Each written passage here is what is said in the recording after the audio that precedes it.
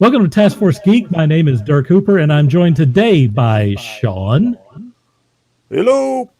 There he is. He's got, look at the little fancy thing that he's got back there. Looks like he's got an alien. That's pretty sweet. I'm digging that. Filling in for the vacationing Scott Prime is Walt Thompson. How you doing, peeps? How you doing, peeps? And then our special guest today is Mike Kennedy, who is a comic book artist and former co-owner of the legendary Planet Comics in Oklahoma City. So say hi to everyone, and then we're going to pop this out. This is everyone today, but even though he is vacationing, here is Scott Prime on the beach. Scott Prime on the beach. I don't know if you can hear me. It's very windy. Here's the ocean. We can hear you. My children are out playing and digging sandcastles somewhere in there. And then former guest, Robert Henry. We are in Pensacola, Florida. And despite maybe what the media tells you, the beaches are not super crowded like you would think. And people are staying their distance. So, anyways, I just wanted to say hi and good luck on the show tonight. And obviously, I'm not getting in the middle here, but I hope you guys do well, which I know you will. And thanks, Walt, for stepping in for me. No problem, brother. We're going to have to get Mike Kennedy back on sometime when I'm on this show officially. So anytime. Thanks for letting me make a quick cameo, fellas, and have fun. And we will see you in a few days when I return. All right. Have a safe trip Thanks, back. buddy. Take care. Take care. Thanks, guys. So that was kind of a surprise there. Gotta sneak those cameos in when you can. That's right. You got to get them in there. Let's get some of the credits for Mike Kennedy in before we get started. These are just the different comics that Mike has done over the years, and it spans back 4 decades, right? Am I correct on that? No, yeah, in between 3 and 4, yeah. God, just take the 4, man. Just take the 4. Oh, me?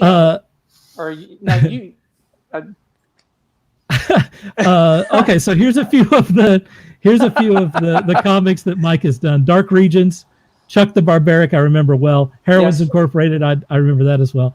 Rough Cut Anthology, which several of us have been involved in that. Rough Cut presents Weird Zombie Horror. Yeah. I'm not familiar with that one. Very interesting. Yeah. Worst case scenario. We'll get into these in just a minute. Worst case scenarios: Outbreak, Rock Baker Art Book, Reasonably Priced Comics, Butcher Brothers, Best of What's Left, Celtic Knights Volume 1, Junker, The Stinky Knight, Celtic Knights Volume 2, Rubinet, Celtic Knights Volume 3, Celtic Knights Coloring Book, which is very interesting, and Fallout, Celtic Knights Volume 4 and 5. Yep. So there we go. There's the lineup. And also, and I forgot to let you guys know, on the last year Topps Marvel Premiere set, I had about 20 something cards in that set. Fantastic! Oh wow! Oh, that was very cool, man. That until I first sent it to you guys. You're one of the fastest artists I know, Mike. By the way, just as an aside. I try some days. G Brown there is giving props to Scott for being on the show. Yeah, definitely. That's pretty cool. And all right, so all of the stories or questions that we're talking about tonight were shared on the Taskforce Geek Quora space. I'm going to bring that up. There it is. And you can head over there and get a preview of we're going to be talking about in the future by following that space. And if you want to be a guest on Taskforce Geek, I'll tell you how to do that at the end of the show. We are broadcasting live on my Facebook account, which is right there, and on our ridiculous YouTube account. We are also broadcasting live. There it is. We need 100 people before that says youtube.com/Taskforce Geek. Wow. So our first routine tonight is Tom Cruise in space. Nice. Doug Liman is set to direct Tom Cruise in an outer space movie. He will, they say, From the article, he will boldly go where no film director has gone before. Lyman plans to accompany Tom Cruise on the action-adventure film To Be Shot in Outer Space that is being mounted independently for now and involves Elon Musk's SpaceX and NASA. You might have heard of them this week. Lyman, who directed Cruise on the movies American Made and Edge of Tomorrow, which was pretty awesome, and who separately directed such hits as Mr. and Mrs. Smith, The Bourne Identity, Go, and Swingers, is eager to reteam on this first of its kind project. So, first up, I'm going to go to Shawn, and I'm going to ask, what do you think of this idea? I'm a firm believer that Tom Cruise is trying to kill himself. I've never seen an actor place himself in so many situations that he is going to die. Granted, there is Jackie Chan. Yeah, but even Jackie Chan hasn't flown a fighter jet. Jackie Chan has not. Well, yeah, he did jump off several buildings. Never mind. Okay. But Tom Cruise he's got all the respect from me that I can give to a fellow human being. That man is absolutely amazing. Whether you like his movies or not, the man sinks himself completely into the action role that he's playing, and he's trying to kill himself. I firmly believe that in the most outstanding way possible. He's trying to kill him. Walt, what do you think? I'm torn. I'm like Shawn there. It's like Tom Cruise is hit or miss with me. After Edge of Tomorrow was great. I walked out of the movie theater going, dang, man, that was a good movie. Stupid Tom Cruise making me like this movie. But I don't know. I'm a firm believer. I'm with Shawn 100%. Tom Cruise is trying to kill himself. And what's that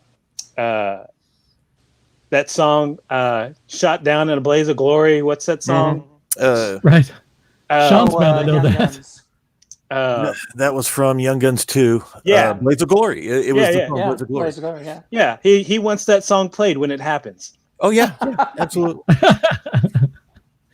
Bon Mike, Jovi. Yeah. Bon Jovi. That's it. Me? I firmly believe, and this thought just came to me while we were talking, that one, he's trying to out Steve McQueen. Oh, yeah. Because Steve McQueen did a lot of that, especially in the racing movies. Oh, that's good. Yeah, good point. Two, right. This now gives him the opportunity to get closer to the aliens from Scientology. He can break into a low orbit.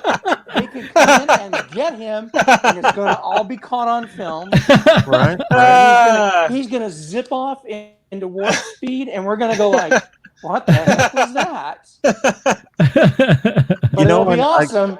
I never thought of the Scientology angle. That's that. Sorry, right there. Yeah, Thanks for bringing that one up. I never thought of that one either. Pretty good. Never thought of that one either. So here's closer than John Travolta will ever get. Here is a brief rundown. They say Cruise broke his ankle in a leap from one rooftop to the other, and he also hung from a helicopter in Mission Impossible Fallout. Mm-hmm. He hung from the side of a jet plane during takeoff in Mission Impossible Rogue Nation, and in Mission Impossible Ghost Protocol, he scaled the Burj Khalifa, the Dubai skyscraper, and executed stunts 123 floors up. And to add to that, what Shawn said earlier, he's flying an actual jet in the new Top Gun film. Maverick. Don't forget the Halo jump that he did. Yeah, right. Which I'm not real big on jumping out of a perfectly good airplane to begin with. But a Halo jump? Are you kidding me? Yeah. It's pretty crazy. I mean, so do you think they can pull it off? And I mean, anyone can take this. And what do you think it's going to be about? Gary has already chimed in. He's already got the plot. Gary says his prediction is that Cruise gets blasted in space, docks to the space station, and then the rest of the film is done in a studio in Hollywood. That's true. I like that. Yeah. I will not disagree. I think that there will be a majority of it that is filmed in studio as opposed to in the actual space station. I don't think that it's not actiony enough to just go to the space station. So, he's going to be fighting aliens or, going through a black hole or something. I don't know what. But spies, who knows? It could be even more grounded with him being an astronaut, training to be an astronaut, and then it ends with him going to the space station. You never know. Maybe right, that's true. Maybe. Something tells me though that it's got to be an action thriller. He's got too much of that going, and he does it well.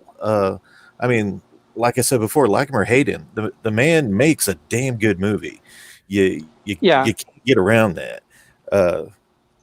He definitely puts it all on the line to entertain us. You may not like his acting, you may not like his characters, but like you say, he goes all out. He does not hold back at all. So, God bless it. For those who don't know, the four of us have known each other for a while, and I think that our Nexus location was Planet Comics, which Mike co-owned with another buddy of ours. Hello there, Shawn. Shawn is Shawn. Me and him went to high school together. Cool. So. There it is. It's going to be a walk down memory lane. We're going to be talking to Mike about. We're going to be talking to Mike about all of his comics and about Planet Comics in particular here in a bit. Does anyone else have anything to say about Tom Cruise that hasn't already been said many times over? This could be his magnus opus right here. If anybody's got a Deadpool, I'd put my money on him. Well, sure. Whenever this starts filming, you wait a minute. You think he's gonna he is trying get blown out into space? It's his place of glory, man. He's trying to kill himself. Yeah. That's my thought too. He's trying to kill himself. And I love him for it. I will be there to spend the money on the movie. You're willing to. Sure. You don't want them to cancel the movie. You want to see the moment that Tom Cruise bites it on film. He won't let them do that either. I don't want to be that. No matter what happens. I'm not trying to be that morbid about it, but yeah, damn it, I want to see that movie. Wow. Yeah. Yeah. Ronnie seems to have a problem with his full speed running. Well, every movie he runs at full speed, so that's true. He does do that. He likes to run. I can't. Ground, on top of buildings, down buildings, and possibly on a space station. It could be. You're so right. What's the Stephen Colbert track? The treadmill, the Stephen Colbert treadmill. He can run on that. So. Well, look at that. Let's see. We've got some people chiming in here. That's my mom. In the great tradition of all of our moms watching this. We were just talking about her before. That is awesome. My mom watches every episode. That's I cool. I try to, not say bad words and stuff the best I can. Nicole Kidman. William wants to talk about Nicole Kidman. Of course he does. And let's see. We were talking about that earlier. It was about him breaking his foot jumping across because he's a crazy pants. And then he ran on it after that. Because you gotta complete the scene. I mean, you can't just absolutely. I mean, Jackie Chan. We go back to that. Yeah. Yeah, he completed that what is it? Rumble in the Bronx. Yeah. He completed that one with a cast on his foot. So I remember they did the tube sock. They stretched over and right. So he skied through the river. Right. Mm-hmm. What was the deal where he was running down like this building on this steep incline? Do you know what I'm talking about?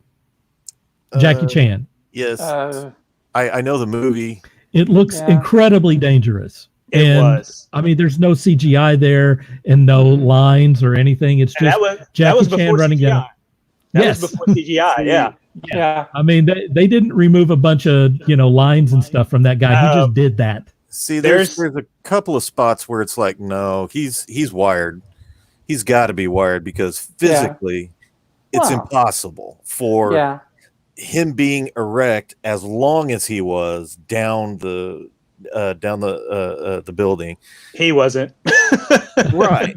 So there's some spots where it's like, no, but he did do it.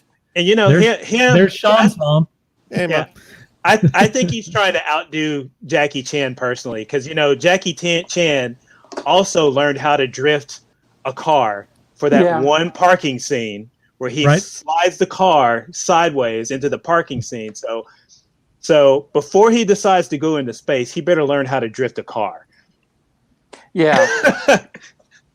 he can race one now. The drifting, that's a different story. Right. Tom's Mike, do you know Benjamin Soto? Oh yeah, hi Ben. Tom's all about Ben's part of the Equinox Comics group out of Tulsa. Oh, nice. Very cool. We're gonna have him as a guest sometime. And a really good artist. Cool. We're gonna have him. Like Ben's work. He's chimed in a few times. We're going to have him on soon. We had some technical difficulties that kept us from getting him on here earlier. Let's see. Viagra Wonders, what he said. Keith Urban. That is wildly off topic. Maybe that's a tangent there. Hey, Terry. And Terry says hi, just to get everyone out there. Terry's great. He's a artist and publisher out of South Texas, and cool. I worked on a couple of issues of one of his books. Hey, both of you artists, just a super cool guy. If you want to post a link to your stuff, send it to us. I'll put it up on the board here. We are big into independent comics. All right, so our next deal, if I can find it, is right here. Scott Derrickson, who passed on reprising as director on Doctor Strange 2 over creative differences, which who knows what that means, has found a new fantasy franchise to take on. He has been set by TriStar Pictures to direct the sequel to Jim Henson's Labyrinth. Maggie Levin, who wrote and directed Into the Dark and My Valentine for Hulu, will write the script. The 1986 original starred David Bowie and Jennifer Connelly and has maintained a cult status for over 3 decades, leading to tie-in novels and comic books, video games, perennial screenings, and even an annual fan masquerade ball, which is considered one of the largest in the world. I'm going to go to Walt first on this one. How do you feel about a sequel to this classic movie? I'm kind of torn. Yeah. I kind of don't want to see a sequel, but I'm also interested to see what they would do as a sequel. I mean, they're talking about Tilda Swinton playing David Bowie's part. Oh, okay, that's interesting. And yeah, that's an interesting pick for people to say, "Hey, Tilda Swinton." I'm like, she is pretty good, but I don't know. It's one of those things. When I see it, I'll actually give a really good thought on it. You're interested. I'm interested. Yeah, I'm interested. Totally interested. All right, Mike, we're going to you next. Okay. I feel a little bit of the same like Walt on this. Tilda Swinton, yeah. If you want to be the perfect androgynous actor to replace an androgynous actor, right? I think she's great for that. She's kind of the go-to. I like her work anyway. I mean, if you look at her work in Constantine, that was a really good piece. We were talking about that. I was real fortunate back in December in Albuquerque. They had props, set pieces. They had the Goblin King's costume and everything at the Albuquerque Museum. They were showing all this stuff from the Henson workshop. Cool. Oh yeah, it was pretty awesome to get to see all that stuff up close. And you kind of get to see the you see the lackluster of what they replaced when they filmed it, because some of it was put together with a glue gun. Really? I have no idea what that means. Can even tell you I don't have a baby, and I did all that before the show. So, but it's kind of interesting to see. But I digress. But it's interesting to see how the costumes look, not with all the lighting and the special effects and everything added to it. Sure. So, but as far as seeing it, yeah, I'd like to see it. I mean, I've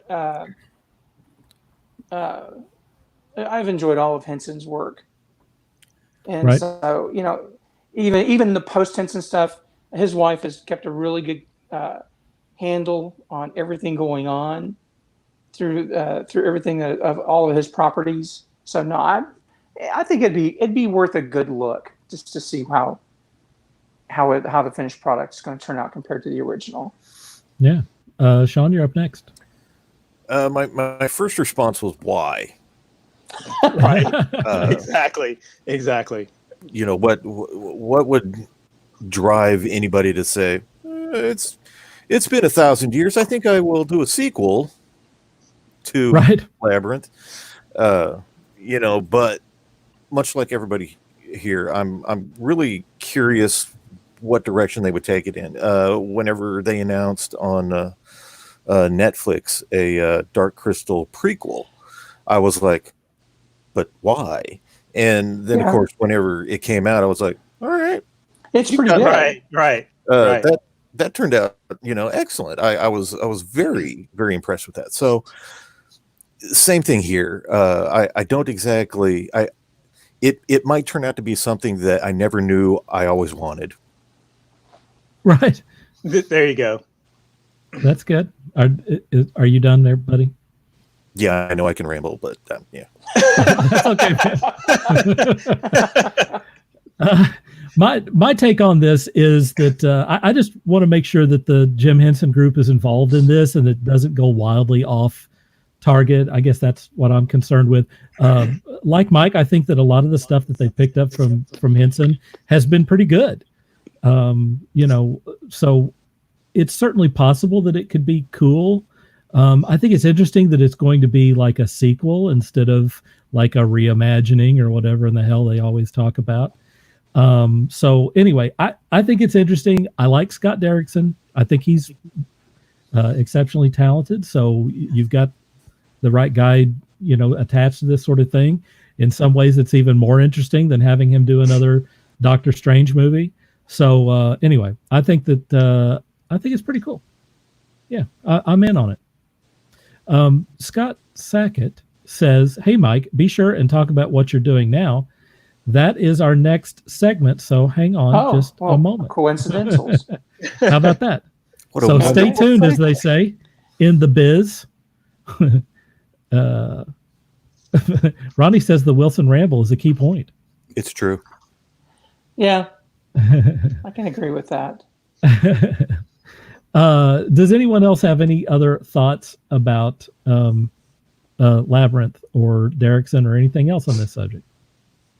I'm going to have to go back and watch the first movie again.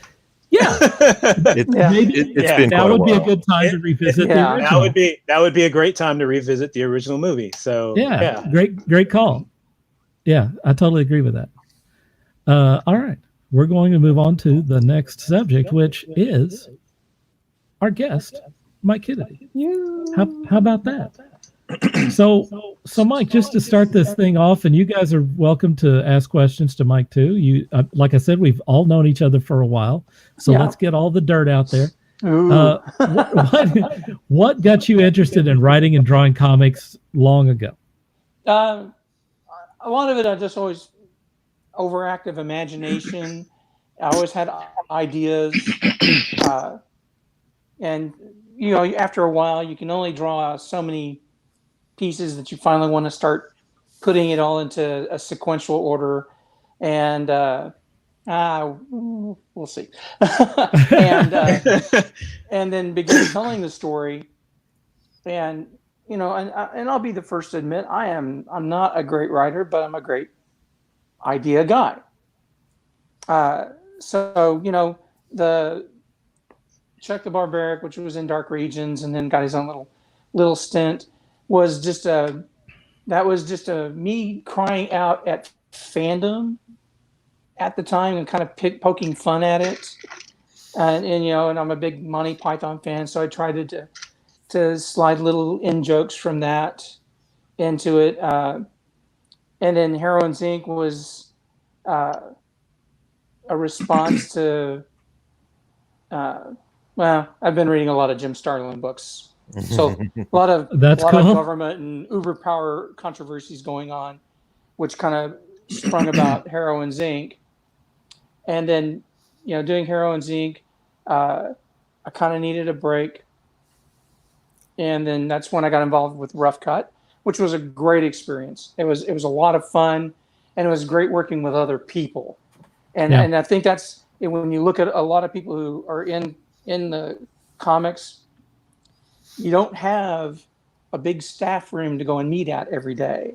You meet at the comic book store and you talk about it, or you talk to it about it online, but you don't have that bouncing off of ideas and feeding off of everybody else's creative juices. So it makes it kind of tough. But with Rough Cut, we did meetings. We, since a good chunk of us all kind of worked together, or they lived at the store as well. It fed, and it was a good machine. And I liked the stuff that sprung off afterwards. But I kind of wanted to get back into doing my own thing, or I thought I did. And then I decided that, I kind of, again, take a break. So I was doing gallery and road shows for a few years, kind of in the midst of the Planet Comics issues that I know we're going to discuss later, right. and so forth. So along came Celtic Knights, which basically saved me. I was in a pit of creative despair. I had no idea where I was going. So I'm sitting in my studio one night, drunk, online, and this guy posts this really horrible drawing of one of the characters from Celtic Knights, and I just went, well, I can do that. So I quickly moved over to a drawing table, and I sketched out the Fallout character, and I scanned it and I sent it to him, and I just went, I'll never hear back from this guy ever. And so, in about a day or two goes by, and I get a message, and the guy goes, oh, I really like that drawing. Can you do more? And I went, sure. And so he sent me the drawings from the guy who was originally going to do Celtic Knights, and wanted to see my takes on them. So we did all that, and he goes, I really like this, and we got to talking. He goes, would you like to draw the book? And I went, well, I don't know. I mean, send me the script. And I was 2 pages in the script, and it was goofy, and it reminded me so much of the 1970s superhero teams that I went, I want to do it. And so we began working on The Best of What's Left, which was the first storyline, which we did it as a miniseries. And it was kind of interesting because I had no involvement in any of the production work. All I did was draw. That was my job. Just draw the book. He took care of everything else. So, we got the first series out, and we learned some lessons that independent comics had changed a lot. The accessibility was, I think, a lot more restrictive due to the distribution system at the time. Diamond had gone from a supporter of independent books to how much money can we fleece out of these guys who are doing all of this out of their paycheck, whatever they have left over after groceries, bills, and rent, and they fleeced them. They started charging for their submissions into the catalog, right? And it wasn't just a few bucks. They were talking for just a blurb in a previous catalog. It was $1,500. Wow. That's more than what you would spend on a print run. On the actual print no run. kidding. Yeah. What the? Yeah, no kidding. So that's crazy. And so we decided that we were going to go through anything online independent. So we went through Drive Through Comics and a couple of others, and it was a learning experience for both of us because there were, online comics were really taking off, and there were a lot of free hosts because we had looked at going to the pay services, and we said no, we really want to get it out, and then we'll just do collections, and we'll do the graphic novels instead. And that seemed to work out great. So when Junker came around, Junker was the first one we did completely online. Biggest lesson I learned is I had to work really fast because, as most of the guys on the show know, I tend to procrastinate and wait till the last freaking second to do any work. Just like the rest of us. I was literally turning in Junker pages an hour before he lettered them and put them online. Wow. And so we got it all done. We had 10,000 plus views on the book during its run, and it ran for a year. Nice. So we were putting out a page a week, which is not a big deal. If you're a procrastinator, a page, you got tons of time to work on it until that last day, and then you got to work on it. So when we went to Rubinette, it's true, Ken, it's so true. So we went to Rubinette, and we usually took a break between books. And so I usually took a little time off to do my own thing. I didn't have anything planned, so he handed me the script of Rubinette, and I went straight into it. I had half of it done before the first page went online, which was so much better because I didn't feel stressed, and I was able to put out a little bit better quality work. And I was transitioning from traditional art to digital at the time. So Best of What's Left, about 2/3 of that is all hand drawn, and then the remainder of it was all done on my computer. Stinky Night was pretty much all done on the computer and so forth, and all the others have been that way too. But with Rubinette, I was able to take my time. I was able to work with the characters, and it was just a lot more productive.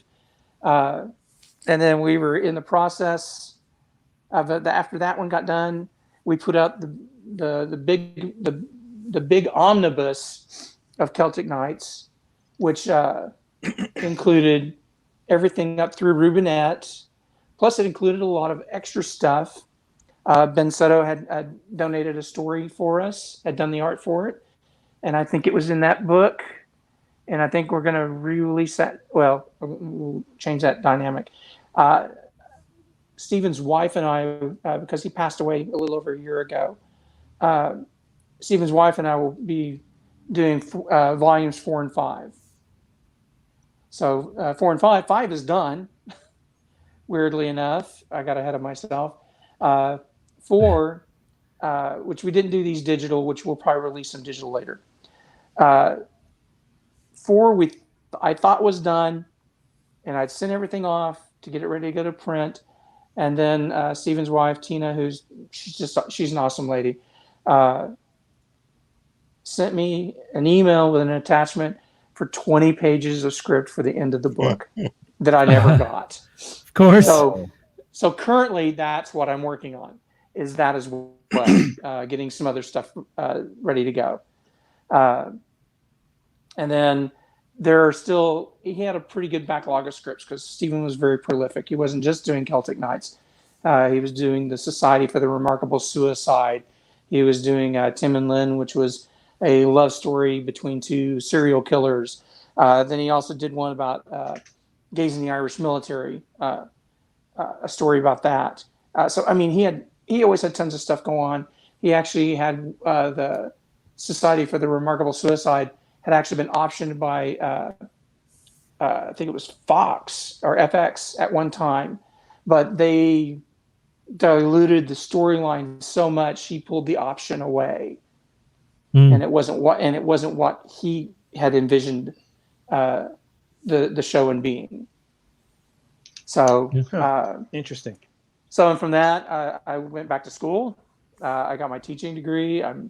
out in Odessa, Texas, working at one of the high schools here, teaching freshman and sophomore drawing, which just, with the COVID and everything, had a very interesting first year as a teacher.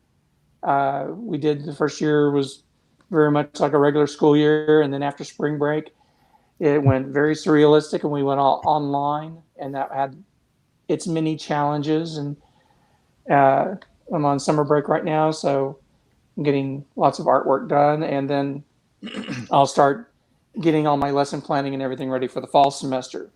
So, which right now we still don't know if it'll be completely traditional, if it'll be online, or if it's going to be a combination of both. So we're going to I have to prep for all three scenarios.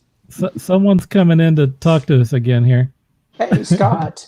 I'm coming to report. Even if you buy a very expensive glasses strap, they don't work, man. Don't go into the ocean with your glasses. No. Oh no! What? Been there and done that, sir. Because, like Rose and the Titanic, I gave them to the ocean.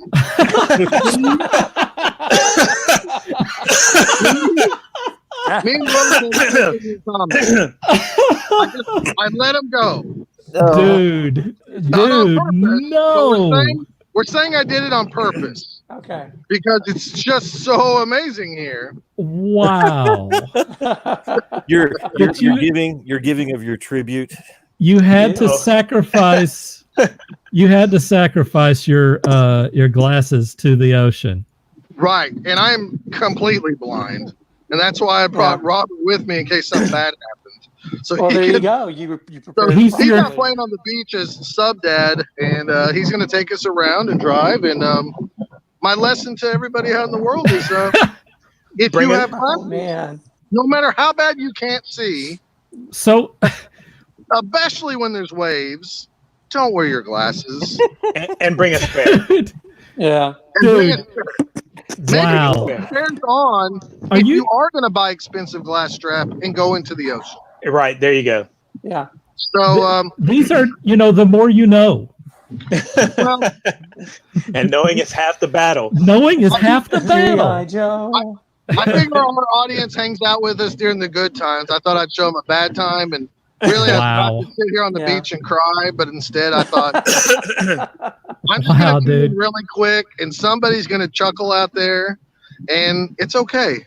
Like we're all in this together. Let it be.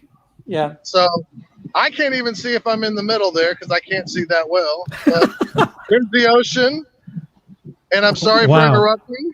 Wow. No, not at all. Dude, you are welcome to interrupt with that news anytime. I am such an idiot. Ken Chalker. Ken is right. Always have a spare. Have a spare. Ronnie says Scott, and he's laughing. That's my mom. Walt, say something to your mom, please. Mom, I am quite aware that you're watching. I'd also like to send out a shout out to my cousin Joseph. He came in the middle of you, Mike, and I see a buddy of mine, Tim, has just joined us. He says he can't type fast enough. Yep, there it is. There he is, G.I. Joe. So. Hey, we love it when you guys chime in. That makes it better. Yeah, for sure. Mom. Oh, by the way, Mom wants us to bring Rough Cut back. Yeah, I was going to actually mention. I was going to go back and kind of on the follow up to Mike. There's a few other things that I want to show from people. She's actually been saying that for years.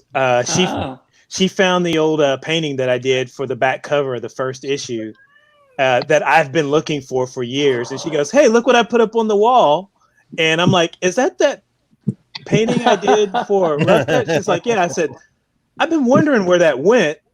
And she goes, "Oh, I've had it for forever." Oh, how funny. And so she framed it and put it up on the wall in her living room. So there it is. Muraday. I think we have someone photobombing here. Yeah, that's one of the Prime daughters. That's Wakeland. Say hi. Hi. You're on YouTube now. Hi. You're awesome. Hi, Yeah, YouTube. You're being seen by literally tens of people right now. How's the beach? So this trip, as I entered Louisiana, a rock hit my windshield, and I'm going to have to replace the windshield. Oh man. Oh, and the first night that we stayed, the fire alarm went off at 4:00 in the morning at the hotel because evidently somebody on our floor, they got in a fight, and the ladies put the dude's clothes on the bed and set them on fire. So we had so from 4 to 5, we had to sit outside the hotel. Yeah. And then granted, this one's on me. I'm an idiot. I swam with my glasses. So wow. Not only would it cost me some money, it's going to really cost me some money. I've done it. Man. I've done it too, Scott. So I sympathize with you on that. So far, the trip's been on my Donald Trump check. So now it's going to start costing me money. So. Jeree says hi to your daughter. Anyways, guys, I'm not going to break in here anymore unless maybe like I get ate by an alligator or something weird like that. So. Yeah, we got to, if that's the case, we got to, yeah, we definitely want you to chime in on that case. All right, guys, I will not video bomb you anymore. And you're cool, man. Yeah, it was definitely worth the visit. One more shout out. I want to shout out to Corey Love. He's joining us for the first time. I call him Corey Love, but he calls me the Uncanny Walt Man. So right, I like it. Shout out to him. William Owens said to Scott. That's one of my old friends from high school. But he's okay. He can't give us any crap. Okay, in high school, he used to run around dressed as a character called Super Buff. Wow. Hello. It's all coming out tonight. You're right. So he's going to call it on me. I'm going to drop the bomb on him. Corey gives you the thumbs up there. Yeah. The whole crew. Oh, that's one of my coworkers right there, Rachel. Oh, the secret's out, Walt. I know. People know what you're doing. All right, let's see. I had a few things that I wanted to mention that we kind of glossed over while Mike was talking. Let's see. Oh, Jim says this. Mike, you said some nice things about me in Dragonfire last week, and obviously it's all true, of course. Of course it's all true. But he also says that... So I just had to make it up, man. Right. But he does say he appreciates you, sir. I do. Jim's a great guy. He always has been. So, Scott Sackett says, I remember seeing Rough Cut on the local morning news. Do you guys remember that? I remember that. I have that on VHS somewhere. You do? Oh yeah. I had a box. Dude, I'd really like to see that. Yes, you did. And again, well, and I had hair. How about that? Yeah, same here. Let's see. What else do we have on here? Maxine definitely wants us back. Yeah, she definitely wants us to do that. You don't know how often she talks about that. Really? Yeah. Well, and surprisingly, with on-demand printing now, it wouldn't be nearly as costly as when we did the book originally. There's another high school buddy. Yeah. I'm trying to get through these as quick as possible. It's coming out of the woodwork here. There's a few people. There you go. There's a few people talking amongst themselves in there too. So right, of course. Here's what's up, Rachel. My bad. Those are all people I either work with or worked with or currently work with too. So everyone's going crazy. Okay, Mike, let's talk a little bit about how you got involved with Planet Comics. Originally, it was originally called Bibliophile Books down in Norman. Oh yeah. Mike Madden, who's the original owner and everything, had opened up a second location originally it was up on Southwest 59th, and it was called Southside Comics. And I had been kind of bouncing off part-time between both stores, and then I got the opportunity to come in and manage it. and then we decided to.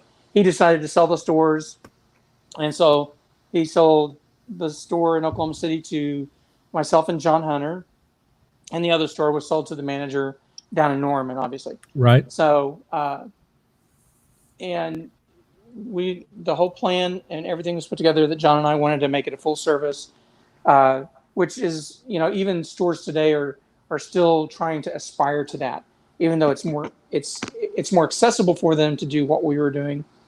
So if you came in looking for a rare book, well, we made phone calls and found it, where now all you could do is just go on eBay or go to someone's online store and buy it. Right. It's much easier now, but we were doing all that back then. Yeah, you guys did it. We had a huge subscription list, and we tried to do events. We made it a very customer-friendly store. We wanted people to come in, and it was, I kind of call it, we were the Cheers of comic books. Yeah, we've said that many times. Your store had over 800 package customers at one time. Yeah. Just so people know. Yeah, I mean, it was a lot of like weekly customers that came in and had a big pull list. Yeah. I mean, it was rare that we got less than 60 to 70 cases of books a week delivered to the store for, to go on the shelf and to go into the subscription service. So yeah, the Death of Superman event that we did was our biggest event. Also got a little press on that. Yeah. Mm-hmm. Yeah. Oh God. Yeah. Well, we said a customer of ours who worked in advertising. He figured it all up cost wise, and for I think we spent under $1,000 for the promotion, not counting the books. That we got well over $10,000 in free advertising. Yeah. Wow. Just from that event. Plus, there was a convention in town that weekend, and we loaded the coffin up and all the wreaths and everything. we had a totally wonderful knockdown, dragged out, drink out way for Superman that weekend. From what little I remember of it. I was going to say, I remember the movie premiere of The Mask. Yeah. When you got dressed up as the Mask. Yes. I did do that. Yeah, I did. That's right. I cut all my hair off so the mask and everything fit.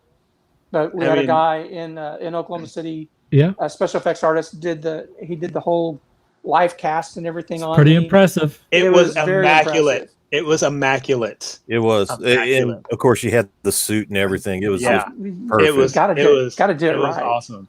Yeah. It was very awesome. And it was fun to do those kind of promotions because people got a kick out of them. Mm-hmm. Yeah. And the fact that, we would go that extra step or two or three in some cases. Mike, what was it like to run an iconic comic book store back during really the height of the comic book industry back during the mid 90s when it was insane? You're exactly right. It was a lot more work than people would take for granted, and luckily, we had a good support staff with you and Chad and everybody that picked up the slack for what we couldn't have time to do. And that was a big thing, because without that, we couldn't have done a third of what we tried to do for the store, to make sure that subscription list was done every week, completed, make sure that no one got a lot of books. It was a lot of, and then the collections of books that came through at the time. We had some amazing stuff come through the store, and today I regret not having a great big box to throw about a tenth of that in and have today because, no kidding. Books. And the guests that we had come through the store, because we had Jim Shooter, Jim Starlin. That was a great weekend because he was on his way to a Dallas convention that weekend, so we conned him into coming into the store and signing Death of the Family, the Death of Robin issues for us, And then we followed him down, or he followed us down to Dallas, and we kept it all going for the whole weekend. So it was a lot of fun. I mean, we met a lot of really cool people. Went to a lot of conventions and stuff. Oh my God, so many conventions. As the store, and that's for sure. I hadn't done that many conventions until I got into Celtic Nights. And at Celtic Nights, the first 2 years, I was at a convention about one a month. Wow. And I was living out in southeastern Arizona at the time. So I was on the road. There was 1 month I did 4 shows in a month, and I was on the road for 3 straight weeks. And wow. Talk about that. I don't understand those guys that's all they do is conventions. It'd kill me, but it was a blast because I got to meet some awesome people. Now, if you look behind me to my, both sides, the two pieces, easiest way to get them. The portrait piece, which is on my right, I guess everybody's, is a Michael Zulli watercolor that I got from him at the first Denver Comic-Con. Mm. And it was awesome. We were just sitting there talking, and I was getting an autograph for my friend Phil Holliker, who is not on here. Shame on him. That's right. Call him out. That's right. Where is he? Fiddling around somewhere. But he wanted that Teenage Mutant Ninja Turtles graphic novel that Zulli had drawn. Oh, yeah. So I took it all the way. Somehow it got to me from him in Tulsa all the way out to Arizona, all the way to Denver. Wow. Or something like that. There was a lot of driving and a lot of mail time for that book. And he was doing this. This was his warm-up drawing at the first of the day, and we were talking. And, and I showed him and I showed his handler a copy of Celtic Nights. And we got to talking about the book's premise and all that stuff. And they go, well, how do we get a copy? I said, well, just take it. And Zulli turns around, tears that out of his sketchbook, and hands me that. Mm-hmm. Oh, and nice. I'm going like, how did I get such a better trade? Wow, yeah. Sometimes just being in the right place makes a big difference. I cried. That was just very special because I love his art. Right. All the stuff that he did on Sandman. Yeah, man. So it's just like, wow. So, and then the piece on the other side is a photo. My camera's backwards. Sorry. Is a photo of Joe Jusko, Joe Benitez, Jason Pearson, and who's the fourth one? Crap! Ain't that? Oh, and Mark Texiera. Wow. We're all in the bar at the hotel for the convention, getting drunk, and of course I take the picture. It's a really grainy picture because phone camera technology was not the best back then. Right. I was there for that. Yes, you were. There's a really cute blonde that was sitting on Jason Pearson all night. Hello. Yes. It's all coming out tonight, folks. And so I went back to my apartment that night and I printed the picture off. And I just wanted them to sign it. That's, it was kind of like we were all here. And and not only did they sign it, but each one did a sketch on it. That's awesome. So, I have a Mark Texiera, Ghost Rider, Joe Benitez. I can't remember that image book he was on at the time. The Joe Jusko did a saber-toothed tiger, and Pearson did a kind of a Frank Miller-ish Batman. Mm-hmm. Hey, my sister's here. Hi, sis. So, and that's all of this whole experience, the publishing comics and doing Planet Comics has given me all these opportunities. Yeah. And so, it's definitely, nothing that I can't just, you can't let go of that. It's part of your life. Right. And you just can't forget it, because it surrounds you. I mean, at some point, I could have just got rid of everything. Right. And I just can't because there's too much memory tied into it. Yeah. So Terry's making plans with you now, Mike. Definitely, Terry. Definitely, we can do that. They have, DMs on Facebook, Yeah. Yeah.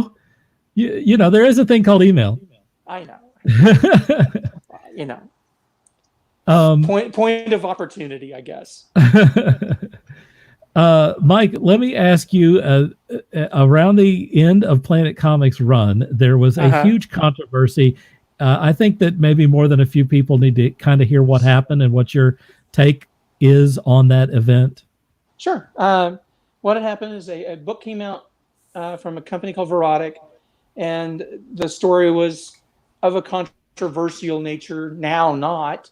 And this kind of right arm quasi-religious group decided to basically assault the store in the press and everything, pandering us as pornographers. And so I'm coming back from a buying trip. John's on vacation with his family, and I get a phone call from my attorney, who never called, telling me not to go to the store. Well, of course I would go to the store. And so I pull up and the lights are off and it's like 5 p.m. I'm going, what the hell? And I see a TV news van leave. I go like, okay, well, I just get out of the car and walk right on up, get the keys, and everybody's at the door all in a panic and everything. And I come in and my attorney's secretary's there, and the guys are telling me all of this, how they've been basically accosted by the police and forced away while they did a search and seizure warrant on the store. And I'm sitting there going like, okay, well, what do I do? And so, we sit there and I can't get in touch with John because he's in Yellowstone National Park. Not good cell phone service back then. So he didn't find out for a few days. We went through tons of rigmarole where we had to surrender ourselves and post bail. The Comic Book Legal Defense Fund came in, awesome, and covered all of our legal costs, which was amazing. And that is amazing. Through 2 years of wait and see. Mm-hmm. So 2 years of checking in with attorneys, basically weekly, what's going on with the case. This has been done. This has been done. Now we're waiting for a new date. This has been done. This has been done. It just got to be they should have just recorded it and hit the button play when we called. Right.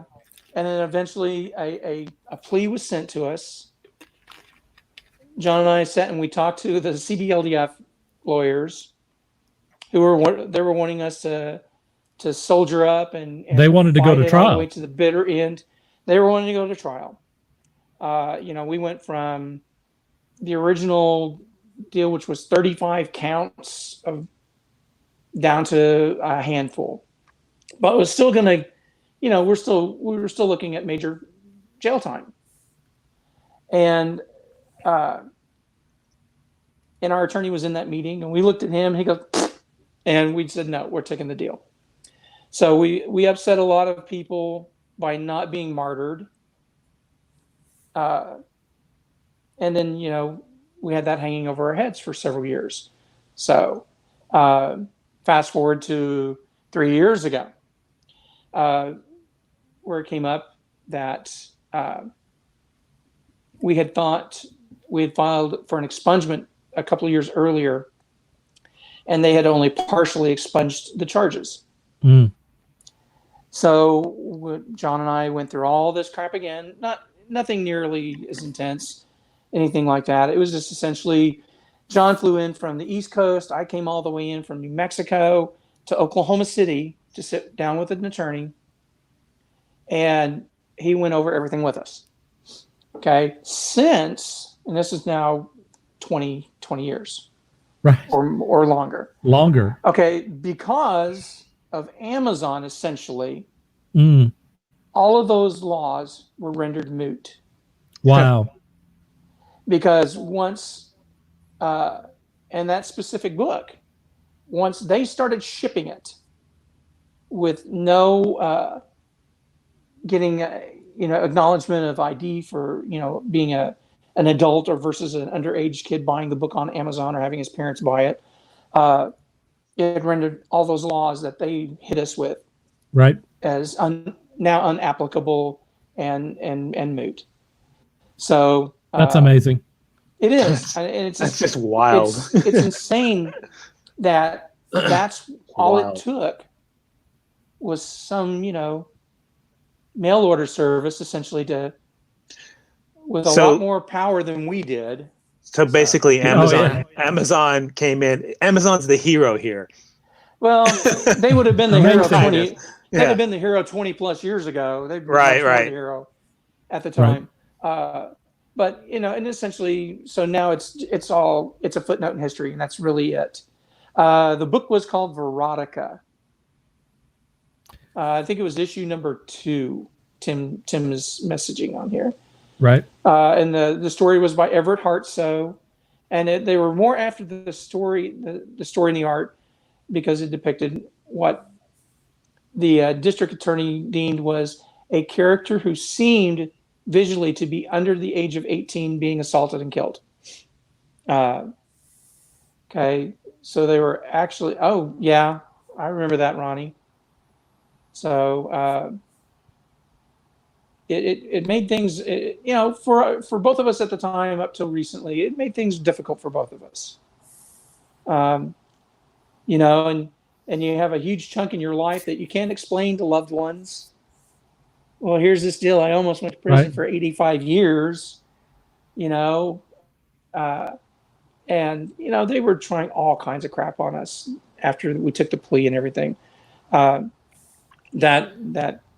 it would have been rendered moot and pointless to have taken those deals because they would have been detrimental to us in the long term. Of course. I mean, It's easy to say when you're not, directly dealing with that sort of stuff. Oh yeah, absolutely. I mean, you can, when you're the person who has to make the decision, and they gave you a sweetheart deal, which was, they're going to, no jail time.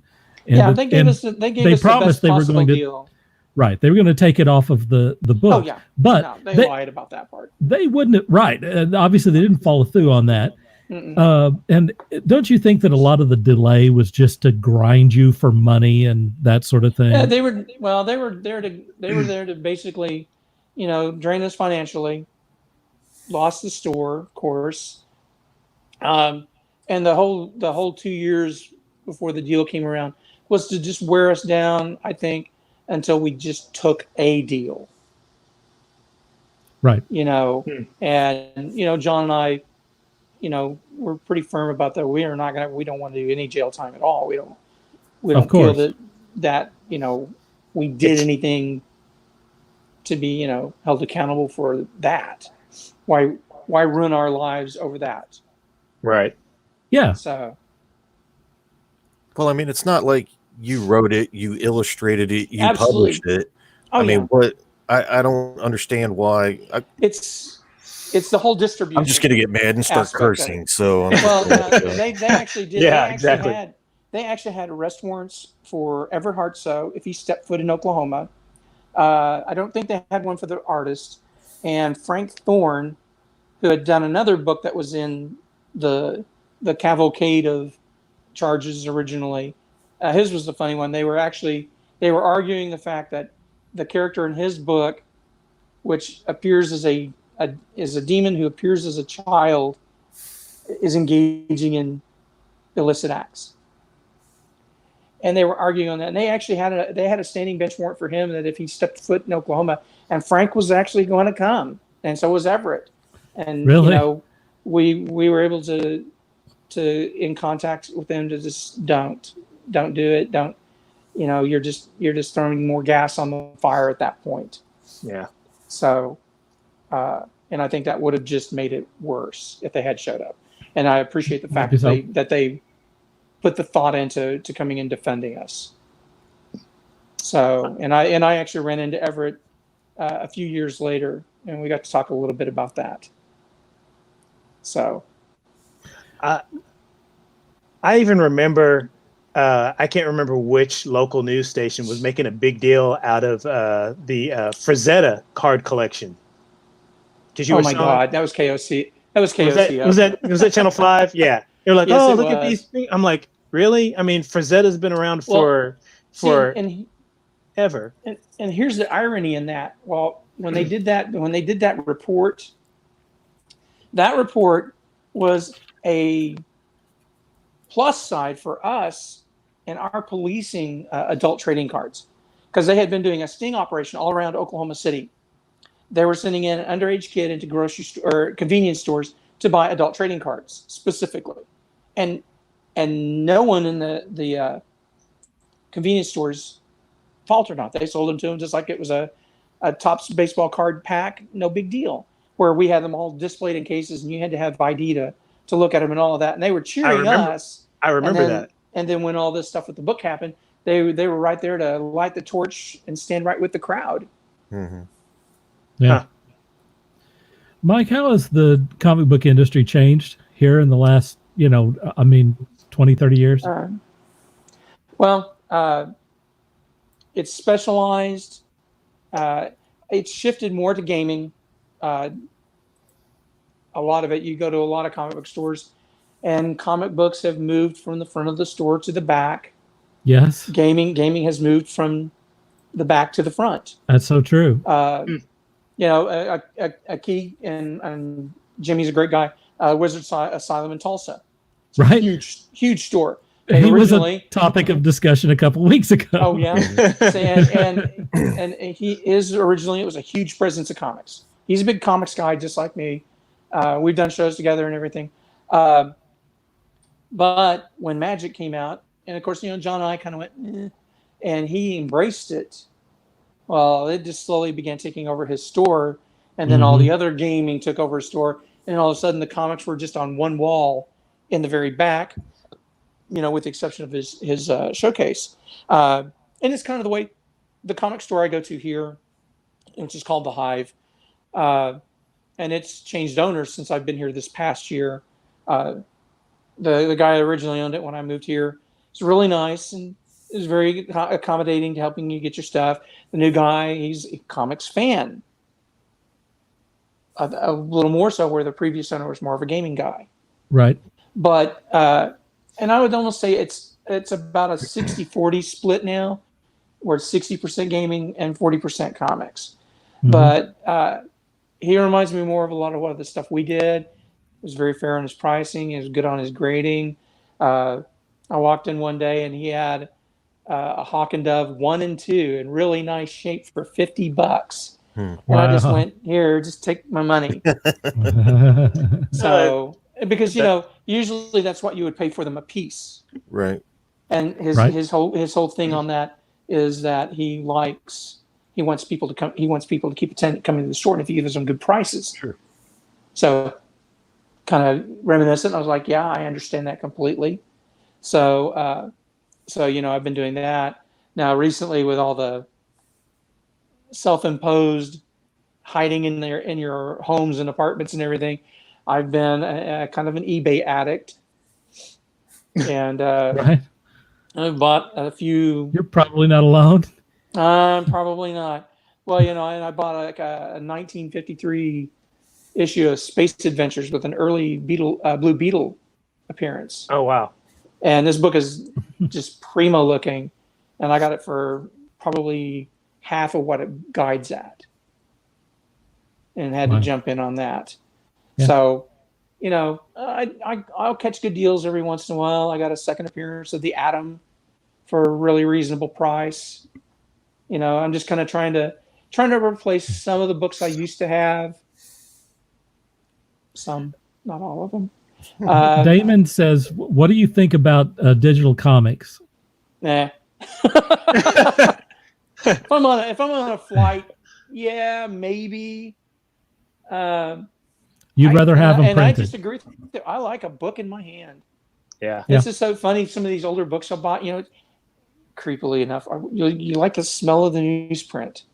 Yeah. The first thing I do when I get a new book is I crack the spine and I sniff the pages. Yeah. I did it. It is. Well, it's tactile. It's and it's there's something about that. Books. There's something about that fresh ink, that fresh pressed paper. It's just I am right there with you, Sean. I always travel with 2 backpacks, and one backpack will have like essentials that you need for traveling. The other backpack has my drawing pads and comic books. Yeah, same here. Pencils, art supplies and comic books. Yeah. So Terry wants to know what you're looking for. What am I looking for? Oh, I've been picking up some stuff from some 60s DC stuff, and not the mainstream stuff. I've been picking up kind of some of the oddball stuff, like Showcase and Brave and the Bold. I was a big Jim Aparo fan when I was growing up. Oh yeah. And so I've been kind of picking those up, and I found a guy out in owns a shop out in Las Vegas who does a lot of stuff on eBay, and some of the prices I couldn't beat. I was picking up pre and post number 100 issues of Brave and the Bold for like $1 a piece. Wow, yeah. And some of those had some, there was an occasional Neil Adams or Nick Cardy issue mixed in with those, so it was good to get those. I'm trying to fill out my Atom and Hawkman collections right now. Those are the main books I've been working on. So do you guys have any questions for Mike? Yeah. Anyone have any questions that we haven't covered, or memories that you want to talk about? Since we all kind of know Mike from way back. Well, we all kind of met through Southside. Planet Comics, and that whole thing. And I mean, Mike, I remember. I don't know whether I saw you at the comic book store first or I saw you at a convention first when you were selling comics. I'm not sure which came first there, but I think it was at the store. I really want to say it was at the store. All right. But I was always impressed with your hustle at conventions. You were drawing, constantly drawing artwork for people and, talking to people and selling those comics literally straight to the consumer. And, working those conventions, from Friday at noon till Sunday at 5 p.m. as hard as you possibly can, And you always had neat little kind of ash can things to give away and stuff. Mm-hmm. Back before the internet came out, you were working it for sure. And I think that a lot of people could probably learn from that now.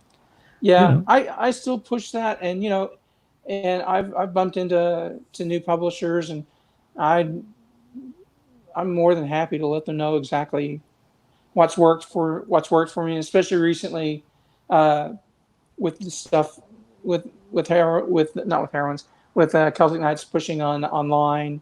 I honestly think Shifters. Sorry, Terry, I blanked on the title early. Shifters was a book I worked with on Terry. And then I met Terry at a convention.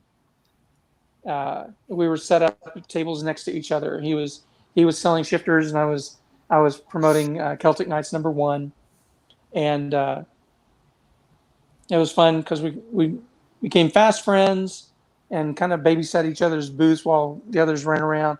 So I always have to thank him because he was the reason I got to go and finally meet Bernie Wrightson. Oh wow! Cool. So that's awesome. Cool. So there's a special memory that I met. I got to meet Bernie, and I got to meet Stephen Niles at that convention in Dallas. Cool. Yeah. And that was a lot of fun. I took my Frankenstein hardcover that I've been carrying around for 25 years. And that's a serious book. Every convention, trying to get every convention he was at, and he would always cancel. There would always be a reason he wouldn't be there, and so he was finally there. I actually went and saw him first to make sure he was there. Right. Went back, grabbed my book, and went up there. And I walked up, and I had the dust jacket off of it, and I asked him if I could get it signed. And Steve Niles goes, "What's that?" He goes, "What's a Frankenstein hardcover?" And so he signs it for me and everything, and I got some books signed by Niles, and I picked up a couple of Wrightson sketchbooks, and it was just awesome. And then I met him in Little Rock about a little over a year later, and this was before he got sick, and I got to see he had some of the pages from Frankenstein Alive there. Oh wow! Oh my God! I was totally upset. significant other at the time, because he had one of the big double page pieces.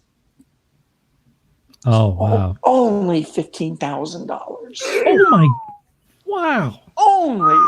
Oh, Yeah, that's insane. And I mean, it's just. It's still probably a great price, actually. It was comparable quality-wise to the stuff he did in the original Frankenstein book.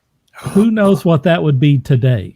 It went you know for what? about $150,000 at an auction recently. Seriously, worth every penny. Worth every penny. Oh yeah, no, absolutely. Yeah. Worth every penny. You're absolutely right. Yeah, beautiful work. Yeah, at that convention, there was a guy who was literally giving Bernie his entire month's rent for a full figure Swamp Thing. Wow! And told him, he said, "This is my rent here." Wow!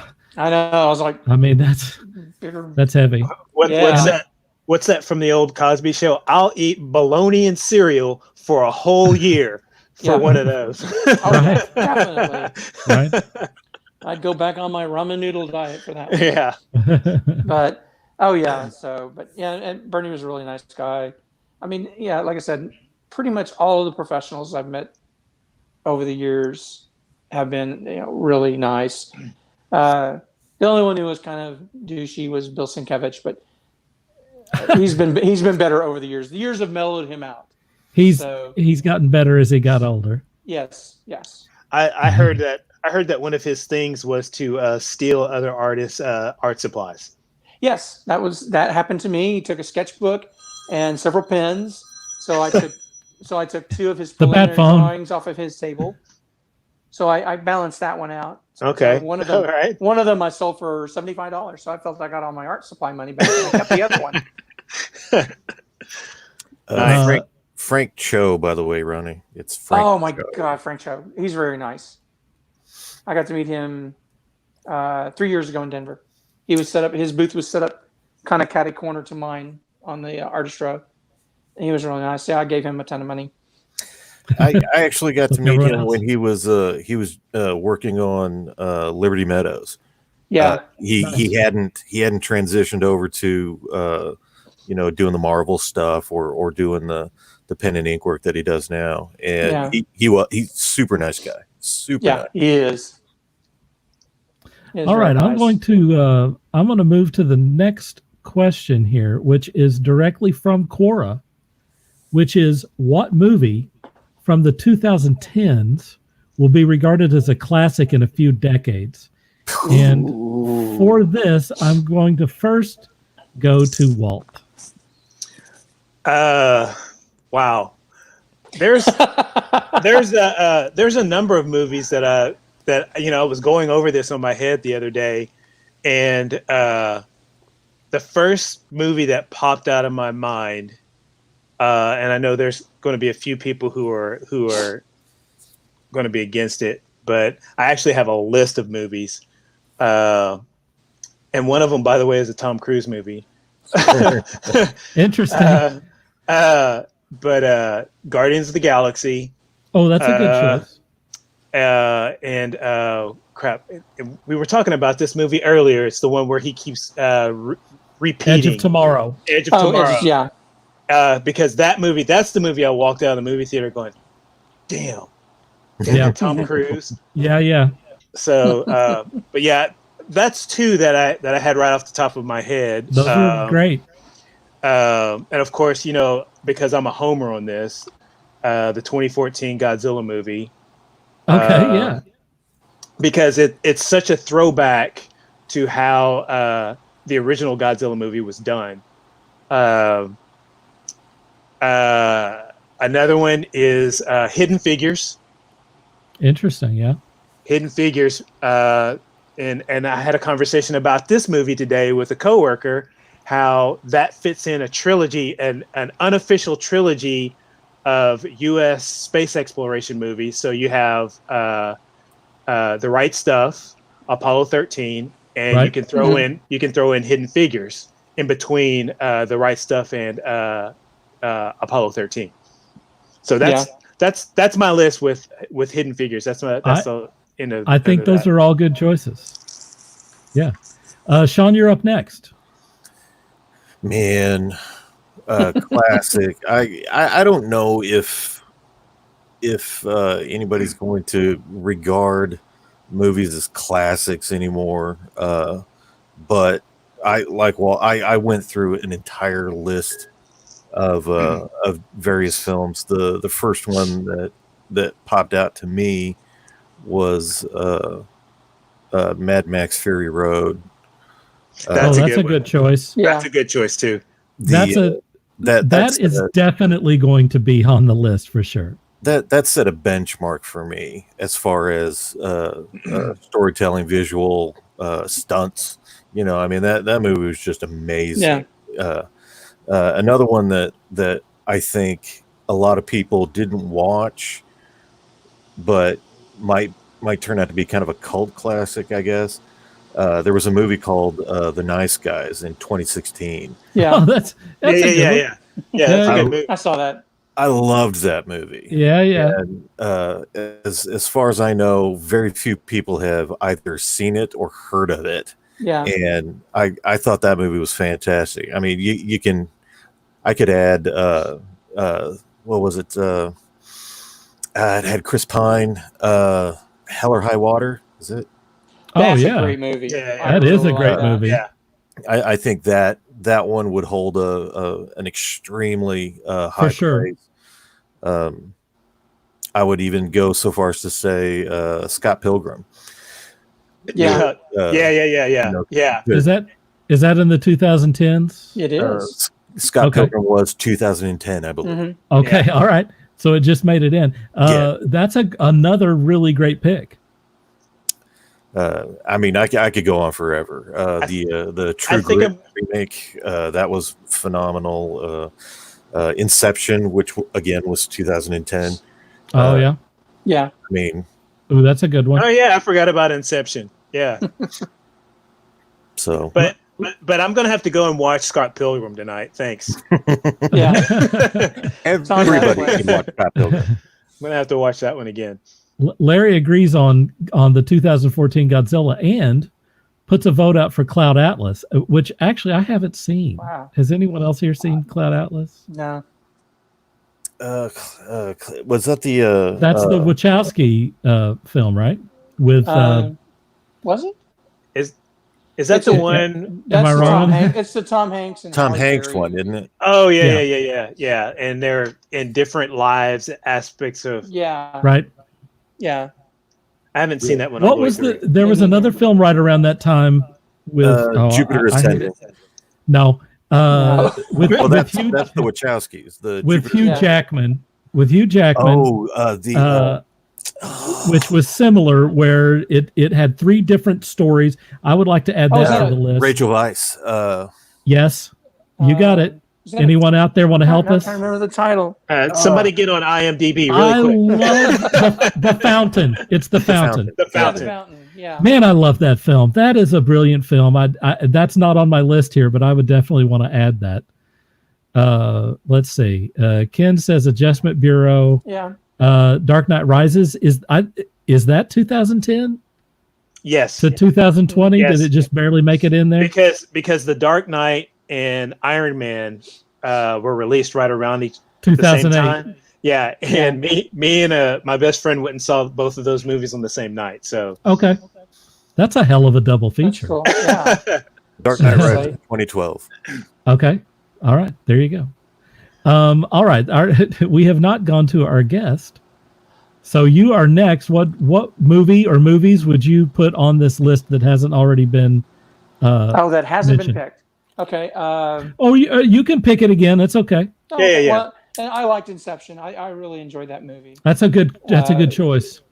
It had definitely, if anything, too, the special effects set the groundwork for a lot of things like Doctor Strange.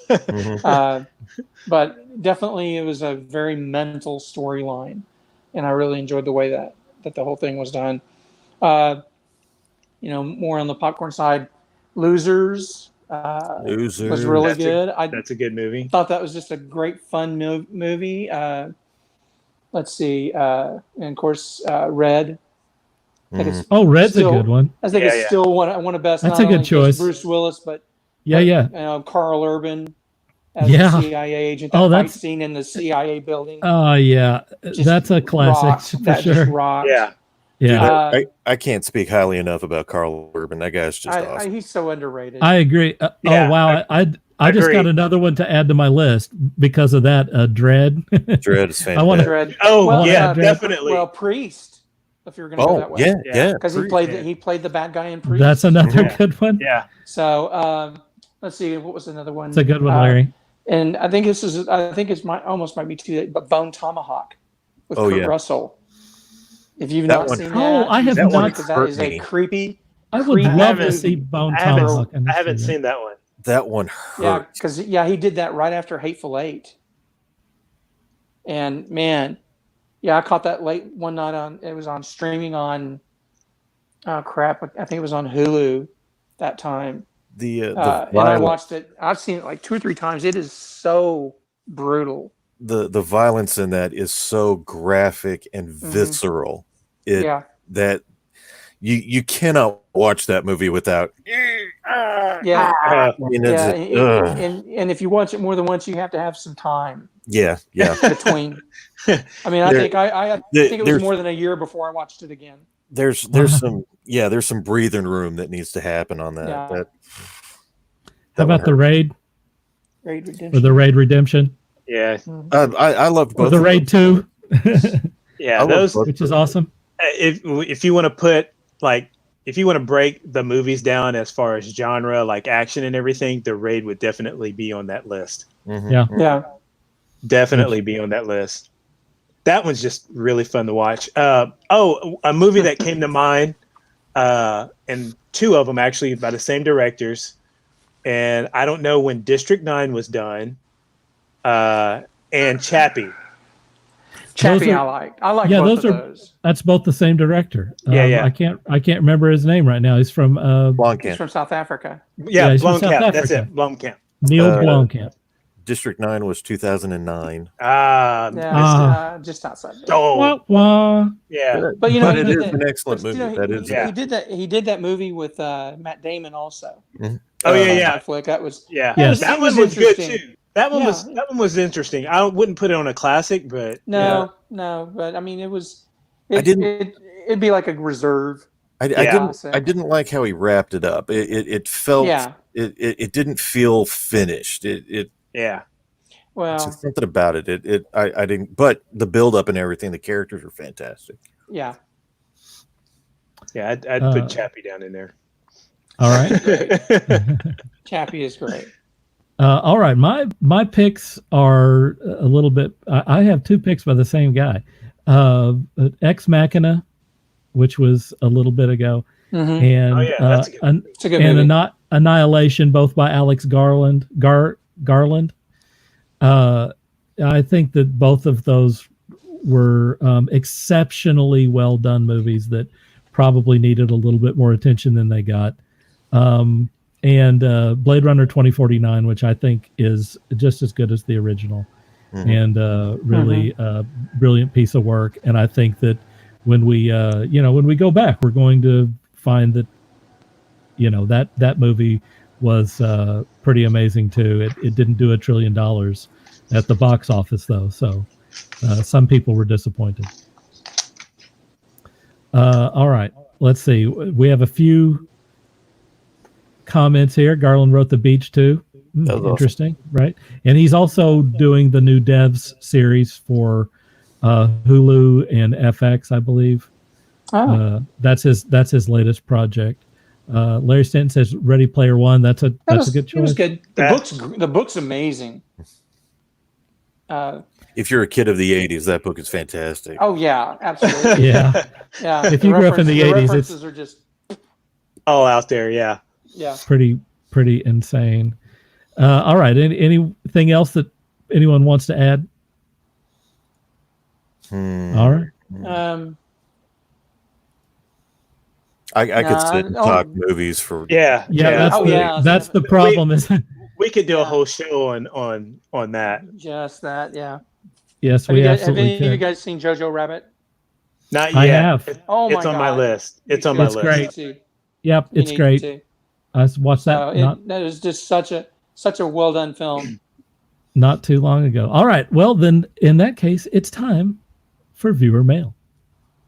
Dun, dun. We need music. And we'll do. I'll work on that. It's a great idea. I don't even know how to put that out there, but that is a great idea. I'm going to suggest anything of Richard Cheese for our viewer mail.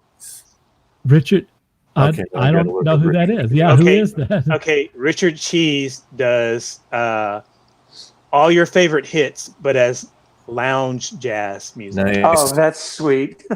Oh, that is awesome. I like that a lot.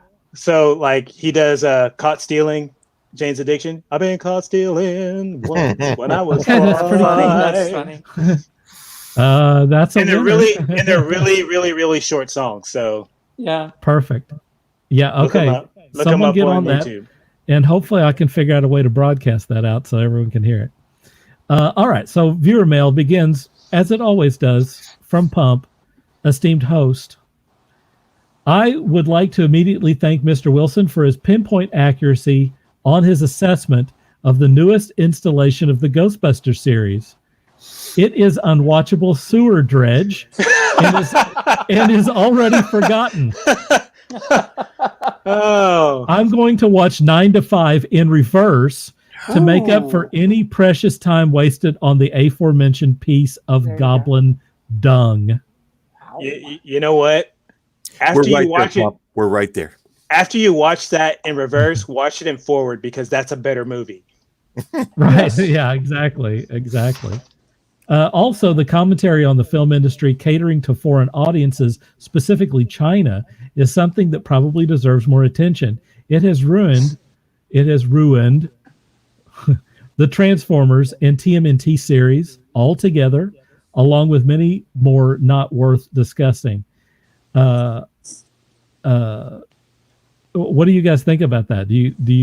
How do you feel about Michael Bay ruined the Transformers series? But... Yeah. I think he had my take on Bay on the Transformers, because you all know I'm a Transformers fan. Mm-hmm. Right. The first movie, loved it. Mm-hmm. Loved that movie. The second movie, the writer's strike ruined that movie. They rushed that one. They rushed that one out. The third movie, there's so many call-outs to the original series in that movie. It's when they did the fourth movie when Bay should have stepped down. He's making too much money. Yeah, that movie makes no sense. No sense whatsoever. None. Bumblebee, on the other hand, is a good movie. I haven't seen it, but I have heard that Bumblebee is probably the better of the Bay. It is, and it's and a definitely great origin story. Yeah, and definitely watch the outtakes because the way they do the outtakes, they seam them in with the movie. Nice. So it's not like okay, cut, and they're all laughing or anything. They made it. The scenes are like cut scenes from the movie, and it's you have to go back and watch it. Nice. I mean, I'm a wrestling fan anyway, and Cena is. I think you can put him in a serious movie and a comedy movie, and he's perfect. And he's just hilarious in those outtakes. I know this is going to sound weird, but since you brought Cena up, I sincerely want him to play He-Man in the live action film. You know, I wanted him to play Shazam originally, so just to have him played off The Rock. Oh, that would have been awesome. That's true. Oh, God, that would have been awesome. Yeah, it would have been great. Cool. It would have been great because their old wrestling beef a few years ago, that would have just been perfect. Would have been perfect. Yeah. I agree man, they would have packed the movie. For no kidding. No kidding. Back to Pump's message to us. He says, hot take number 1, speaking of wrestling, Christian was vastly better than Edge as a heel. Comments? I would agree to that. I agreed. I also agree. I'm going along with this one. All right. There again, Edge has shown himself to be a far superior actor. Pretty good actor. Yes. He's shown himself to be very even with his return to the ring, he brings a lot of emotion with it. He does. And Christian never had any emotion other than I can flex my arm while I'm pointing at you, and I can sound really mean. But I mean, he played a jerk. He was a jerk, really good in the ring. Yeah, like his persona. I think he was more jerky than he was than Edge. Oh yeah. I mean, but whenever you're talking like a threat, Edge as a heel, that's a threat. That's a threat. Christian is an annoyance. Yeah. He's the little chihuahua nipping at your ankle. Wow. Uh-oh. Hot take number 2 from Pump is Paul Bearer, Percy Pringle, is greater than The Undertaker. To expand, wait a minute, let me finish. Let me finish. He says, to expand, I can understand your guest's admiration for the dead man. Last week, our guest was very much about The Undertaker. And he says, especially with the special feelings she shared with her late father. Nobody can knock that. Unfortunately, when she grew up, the territory days had long since transpired where she could have possibly seen a superior brand and style, as Vince's weekly light circus is all we now have effectively. Paul Bearer didn't get as much mic time as Percy Pringle did, but he darn sure made the most of it. Okay, go. I agree. Paul Bearer, I remember Paul Bearer in Mid-South Wrestling. Mm-hmm. And long before I ever heard of The Undertaker. And, being a 11, 12-year-old kid watching Mid-South Wrestling, Paul Bearer was cool. I mean, he was a fun heel manager, and so whenever he transitioned into the WWE, at least for me anyway, he still held the spotlight because he was so much of my youth and what have you. So I can kind of agree that Paul Bearer would be more. Well, you think about it now, with Brock Lesnar. It's if you look at it really good, Brock Lesnar is, and I know your last week's guest is not gonna like this, but Heyman is Lesnar's Paul Bearer. Yes. And whenever the Undertaker came out, the Undertaker was there to stand and look ominous and say very few words, but Paul Bearer did all the speaking for him. So you couldn't have one without the other. So that's why I'm going to have to agree with Paul Bearer. Even back in the day when he was Percy Pringle, he was funny. I loved him as Percy Pringle. Yeah, he was funny, and then that transition over is like when I first saw him as Paul Bearer, I was like, "Hey, that's Percy Pringle." But then but anyway, but yeah, you really couldn't have the Undertaker without Percy Pringle or Paul Bearer. So I'm gonna be in agreement with that because whenever Brock Lesnar comes out, I'm there to listen to Paul Heyman. Exactly, and he's held that I don't want to say character because I think that's actually him from the old ECW. Yeah. And he was when he was on screen, nothing else existed. Right. You had to hear what he had to say. He's got a great presence. I'm going to be honest. When it comes to wrestling, I really don't care that much about what's happening in the ring, the action in the ring. I'm there to listen to Mike skills. You want the drama? I'm there to listen to Mike skills because back in the day in the whole Attitude Era, I used to pop in a cassette, and when Stone Cold came out, I'd hit record, and then when they'd start wrestling, I'd put it on pause. When Chris Jericho came out on the mic, I'd hit record, and then when he was done, I'd hit pause. When The Rock came out, I'd hit record. Yeah.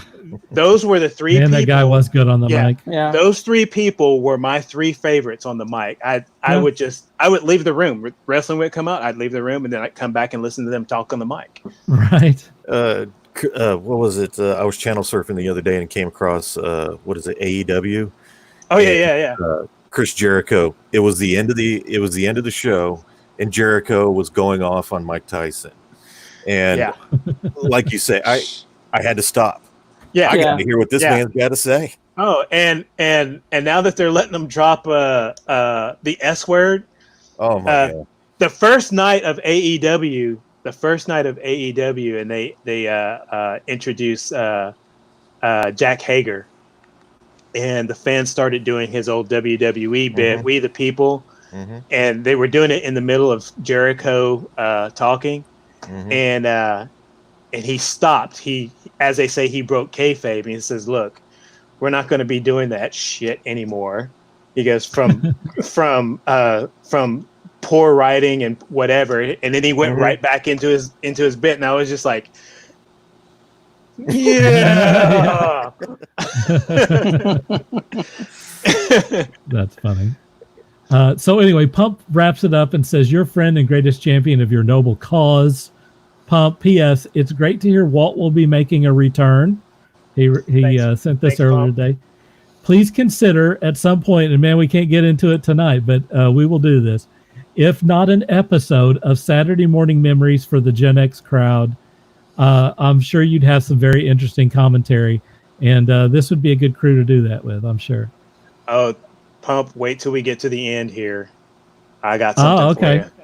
All right. Well, as a matter of fact, I'll tell you what, let's go right straight into what are you watching or reading or playing right now. And first up for that is Walt.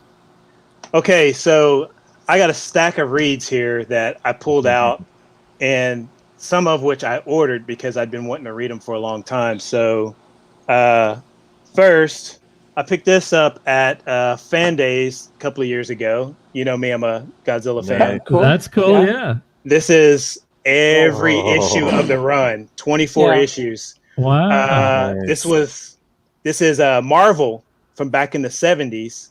Yeah. And for those of you who are big on crossovers and everything, the first issue features Shield hunting down Godzilla, and Shield throughout the whole run is hunting down Godzilla.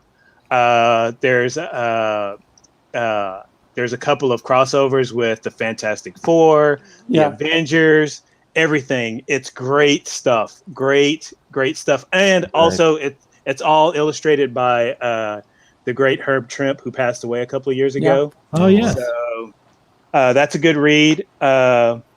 This one I've read every issue except the very last issue because I couldn't ever find the last issue. It was a 6-issue run, but it's Space Ghost by DC. Oh wow. It's a nice Alex Ross. Yeah, Alex Ross. Like Alex Ross did all the covers, and then we have written by Joe Kelly and Ariel Olivelli artwork. The artwork is phenomenal. Yeah. This artwork is great. It does look really great book. It's about the origin of Space Ghost. Space Ghost. So it's a good shout. I like that. I ordered it, and then I saw that people were also ordering Future Quest. Nice. That's a great series. So, and it intrigued me. I'd seen that this was being advertised. So this is what I'm going to be reading after I finish Space Ghost. So, but it's got all the Hanna-Barbera heroes from the 60s all teamed up together. And I think Johnny Quest is the main lead in that. And for the last read that I have, and this is for Scott, because this came up in conversation. I found this on my bookshelf. Ultimate Muscle. Nice. Oh wow. So, and it's translated to English. Oh, nice. I forgot that I even had this. Oh man. So this is for you, Scott. Ultimate Muscle. If he only had glasses, he could read it. If he only had glasses, he could read it. On the game front, I was at Walmart a couple of weeks ago, and just there for essentials. And found this game, an impulse buy, and I cannot turn down anything that says Hail Hydra on it. Amen. So Very cool. this is it's a card game. I haven't read the rules yet because at the time I couldn't find my readers. That's how old I am, people. But yeah, look, it's got great artwork on the box. Nice. That's the back of the box. Yeah, it looks very cool. I mean, I recommend it. It was it's $30 for $30. I think the same company that made this or a similar company has for those of you that are interested, there's a Top Gun. So any of you that are interested in Top Gun.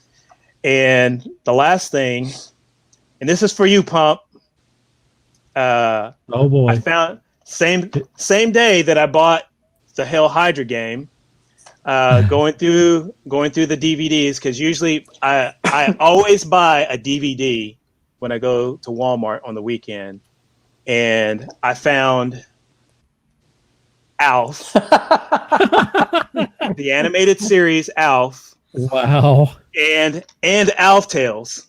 Nice. Oh my God. And I will say that this is a great series. I don't know if you ever watched it when it was on during the day, but this is a great series from the theme song all the way through to the animation and the stories. I put this in. I have a room set up for theater, which I have a big projector, so I watch this in 150 inches.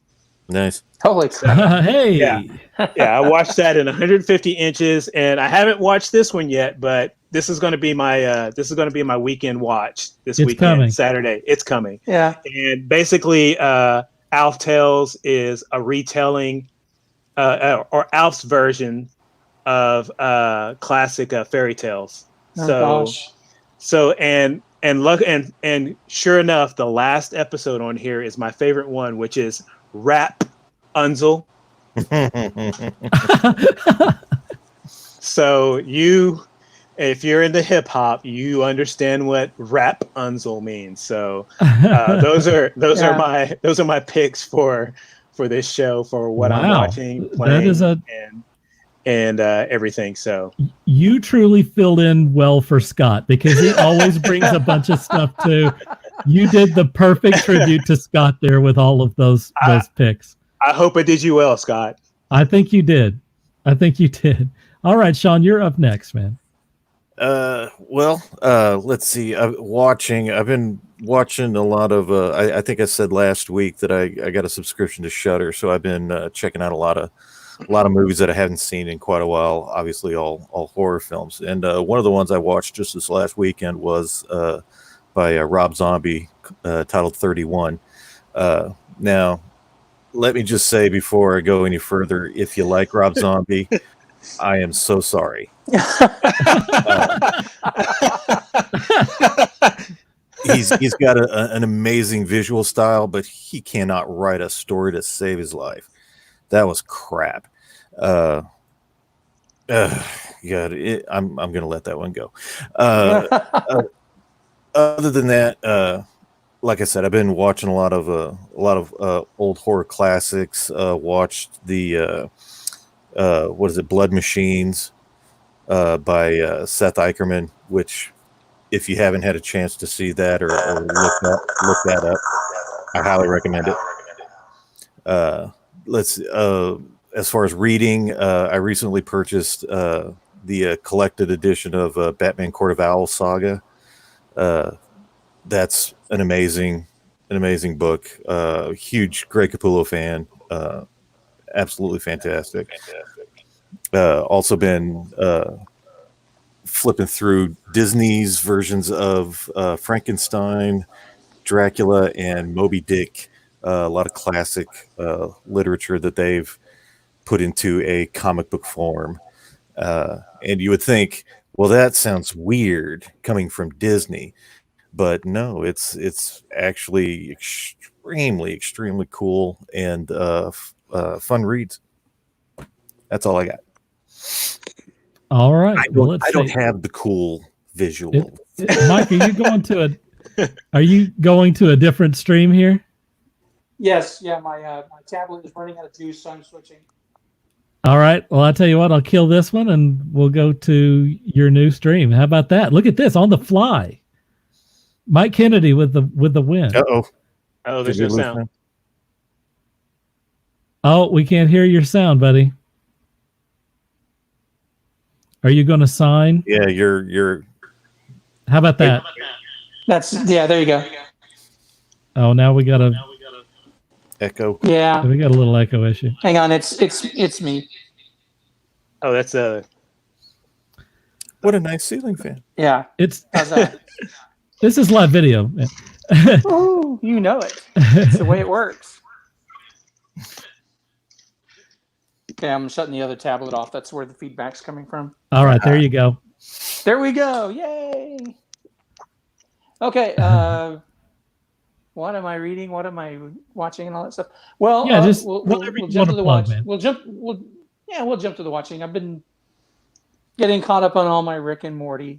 Rick and Morty. Yeah. That's a great choice. Just such a freaking insane show. Yes, it is. That's a good You one. know, and I finally got the Adult Swim app up on my streaming service, and Yes. so it just says marathon. And I just click on marathon, and I just walk away and let it. There run. you go. I like your style. Thank you. So yeah, that let's see. I finished watching Discovery and Picard again, since the next season of Discovery is coming soon. Right. I've enjoyed both of those shows. Picard at first I wasn't too sure, and then about mid-season it got its feet underneath it and took off and was really well done. I thought they handled it really well. So I'm curious. Agreed. I was reading a blurb online this morning that they were talking about that he was going to become foul-mouthed and naked in the second season. I'm going like, really? Yeah, exactly. That was my response as well. Reading wise, I've just been reading lots of old comics that I've been picking up off of eBay. I picked up a really nice hardback collection of the early Wally Wood Thunder Agents. Oh wow! Which those are always awesome to look at. Mm-hmm. So that reading wise has been pretty much it. And I've been, like I said, getting prepared for the next school year and working on Celtic Knights. Yeah. But there's always room for reading. I do. Right. Let's see. Ronnie likes the alien in the background there, Sean. You did it, my friend. You did it. Right, Ronnie. That's cool. Ronnie created that. So just Nice. so That's sharp. I mean, let's put Sean straight up on this thing so he can kind of. Ronnie, the guy who's chiming in there, is the guy who created that light that he's got. Yeah. And it does other stuff. Ooh. It changes colors. How about this? Oh, pretty neat. And it is working a little better when it got darker in your room there. Well, yeah, because the sun. The sun Yeah. is gone. Competing with the sun is not so fun. Yeah. I made a rhyme. You did good. You did well, sir. It was on time. And it was on Yep. time. It certainly was. Also, I watched Blood Machines. That's my pick over the last week, and that was done by Seth Eckerman, the two French dudes that collectively are known as Seth Eckerman. I thought it felt a lot like a live action version of Heavy Metal to me. It's super weird, visually really stunning. Some of the stuff where they're going through space is really amazing. And it's got this weird tone and kind of a very strange plot that it only can be done in Europe and by people who are, putting out independent films. It's definitely not, your standard whatever, the sort of plot that you're going to get from a Hollywood movie and stuff. A lot of nudity in it, right? A lot of nudity and hot rods and just general weirdness. The spaceships that the blood machines that they created were really well done. I mean, really impressive. I thought. So Blood Machines, again, on Shudder, for those of you who are not familiar. Not to mention an awesome soundtrack. Yeah, by, wow, it's not going to come to me. Carpenter Brute. Carpenter Brute, folks. All right, so it's promo time. Let's get it on. So first, we want to go to our guest, Mike Kennedy. Tell us where to find you, man. Let's see. Well, as we discussed before the show, I have, I think it's Instagram or Facebook, since it's up on the screen. On Facebook, 2 different sites on Facebook. This is my regular one, and then the Celtic Night one, which that's the one I tend to frequent more often than the others. Right. Then there is, are we pulling up the Twitter one next? Yeah. How about Twitter one? That's, which I actually, while we were talking earlier, went on there. There's actually a lot of art on there. I don't update it as much, but I do get on there occasionally, and then Instagram as well. So same address. Minus the 1. I think it was just Hunter Road 62. All yeah. Right. So that's good stuff, that, man. And then I think you can find back issue. You can find the back issues of Celtic Knights. You can find those on Amazon, Drive-Thru Comics. I'll have to send you guys the link for the online web comics. We'll put it every place that we post this. Sure. Mm-hmm. I'll get you guys that address. Including the Ranking site, rankingstudios.com, and also on YouTube. I will amend it on there, and we'll also put it on this Facebook deal. So we'll get you covered. Okay. And then the only thing I've got coming up, I've got a show in Abilene the end of July, first part of August. Has not been canceled as far as I know as of last week. So who knows? Yeah, I know. They've canceled everything else so far, but no, the Abilene show, and it's an anime show, so I'm primarily just there to promote whatever I can and whoever will buy stuff. So, right, I got you. Thank you, Mike. Let's see. We're going to go next to Walt, and we're going to look at this. What there about that? Okay, so you've all heard me talk about how I've been playing the Gran Turismo game, and I spend more time designing liveries, as they call them, for the cars. So if you can remember all that gibberish right there. Oh, man. And again, we will put that as a clickable link on my Facebook page, on YouTube, and on rankingstudios.com. That is my Facebook. It's actually one of my open photo albums on Facebook, and I'm down to the point where I'm doing about 2 to 3 cars a month. So if you like to see some really interesting looking cars or whatever, one of my most recent there's my best friend right there, Steve, right there. One of the cars that I've recently I did a car that's an homage to Space Ghost Coast to Coast for all of you Adult Swim fans out there. Nice. Of course, there's a couple of Godzilla themed race cars, even the Hanna-Barbera Godzilla. Nice. There you go. So just go in there, check it out. Yeah, he's put me in my place. This is the guy who I'm going to throw this out here since he's trying to throw me under the bus.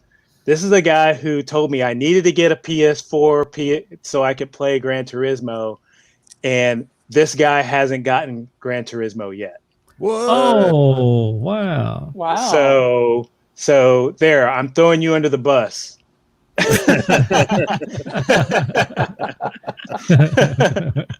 But yeah, you can check out some of my cars there, and if you click around, you can also see some of my artwork as well. So awesome. There you go. That's good stuff. Before we get to Shawn, you're up next.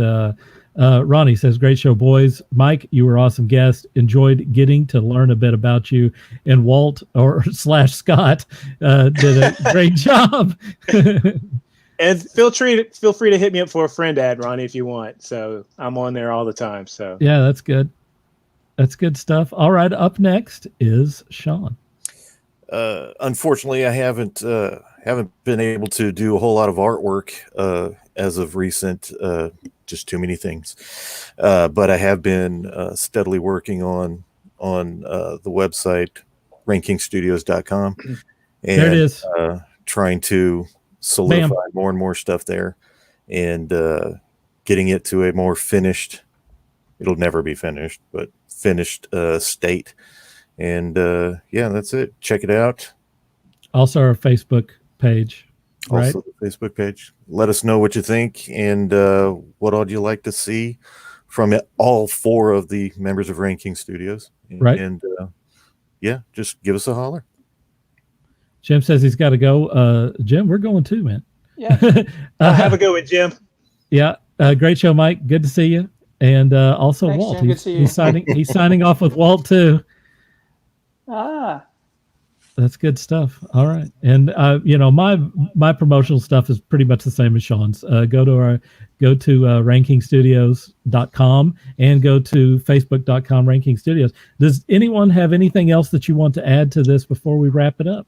I just want to make one final shout out to Jay and my cousins that have been in here. They've been making some noise in there. Cool. That's Joseph, Jamie, and Damon. I want to say hi to you guys. Thanks for showing up. And of course, Steve, my buddy, thanks for showing up. And anybody else, if I missed you, thanks for showing up and enjoying the show. Let's see. We got another comment coming in. Hey, thank you very much. There you go. We appreciate that. All right. So we're looking for guests for Task Force Geek. If you're interested, get in touch with me at taskforcegeek@gmail.com. If you have something to promote, even better. We really like promoting you. We'll give you a segment and we'll make a big deal out of it. Visit us on the Quora space Task Force Geek, and you can see what we're going to be talking about before we talk about it. Thanks to everyone for watching this. Thanks for everyone who contributed to this episode. It was actually a lot of fun. Ronnie says, thanks for bringing some class to the show. Walt. Hey, somebody's got to do it, man. I mean, please. Yes, thank you. Not so loud. Not so loud. You're going to spoil his reputation. Your thanks to everyone. Is gone, man. Right, it's gone. I'm sorry, man. Thanks to everyone for watching this. Please leave a like and share wherever you see this. It makes a huge difference. Much love to you all, man. We need some love right now. Let's have it. I'm giving it. For Shawn, Walt, and Mike, this is Dirk Hooper saying dream hard.